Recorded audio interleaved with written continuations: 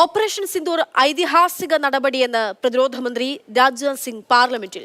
ഇന്ത്യയുടെ യുദ്ധ സംവിധാനങ്ങൾക്ക് ഒരു പോറൽ പോലും ഏറ്റില്ലെന്നും പ്രതിരോധ മന്ത്രി പറഞ്ഞു. और आपको प्रश्न पूछना है तो यह पूछिए, आपको प्रश्न पूछना है तो यह पूछिए कि इस ऑपरेशन में क्या हमारे जाबाज सैनिकों को कोई क्षति हुई है, तो उसका उत्तर है नहीं.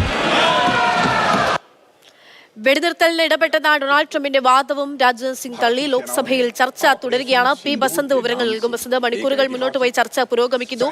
എന്തെല്ലാം കാര്യങ്ങൾ, വിഷയങ്ങൾ ഇതിനിടയിൽ ഇതുമായി ബന്ധപ്പെട്ടുകൊണ്ട്, സിന്ദൂറുമായി ബന്ധപ്പെട്ടുകൊണ്ട് ഉയർന്നു വന്നു? ഇന്ന് ഉച്ചതിരിഞ്ഞ് 2 മണിക്കാണ് ഓപ്പറേഷൻ സിന്ദൂറുമായി ബന്ധപ്പെട്ട പൊതുചർച്ച ലോക്സഭയിൽ ആരംഭിച്ചത്. നാളെ രാജ്യസഭയിൽ ചർച്ച തുടങ്ങും. നാളെ പ്രധാനമന്ത്രി നരേന്ദ്രമോദി ഈ വിഷയത്തിൽ ഇടപെട്ട് സംസാരിക്കുന്നുണ്ട്.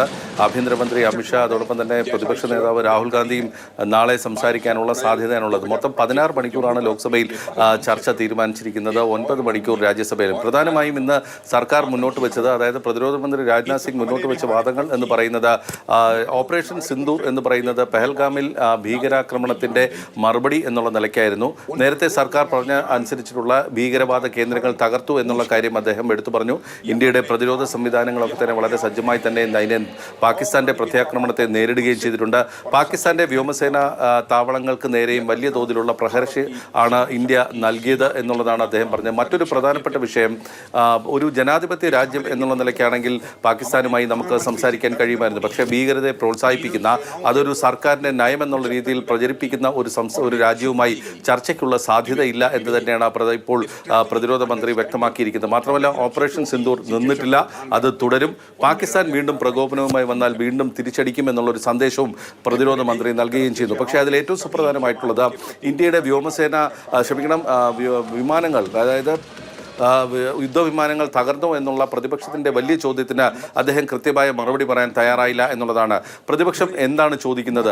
പാകിസ്ഥാന്റെ എത്ര വിമാനങ്ങൾ തകർന്നു, അല്ലെങ്കിൽ ശത്രു രാജ്യത്തിൻ്റെ എത്ര വിമാനങ്ങൾ തകർന്നു എന്ന് പ്രതിപക്ഷം ചോദിക്കുന്നില്ല, അല്ലെങ്കിൽ ഈ സൈനിക നടപടിയുടെ ലക്ഷ്യം നേടിയോ എന്ന് പ്രതിപക്ഷം ചോദിക്കുന്നില്ല. തുടങ്ങിയ യുദ്ധം അവസാനിച്ചത്, അല്ലെങ്കിൽ ഇന്ത്യയും പാകിസ്ഥാനും വെടിനിർത്തൽ പ്രഖ്യാപിച്ചത് എന്നുള്ള ആ വാദവും പ്രതിരോധ മന്ത്രി തള്ളി.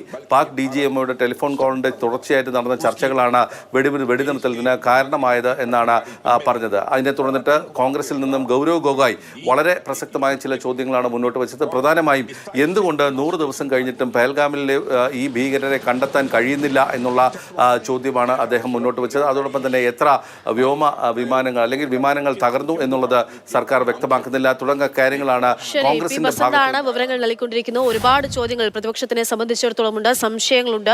അതിനൊക്കെ മറുപടി പറയണം. ഈ ചർച്ച ആവശ്യപ്പെട്ടതാണ്. ഇപ്പോൾ 16 മണിക്കൂർ നീണ്ട ചർച്ചയാണ് ലോക്സഭയിൽ നടക്കുന്നത്. 2 മണിക്ക് ആരംഭിച്ചിരിക്കുന്നു.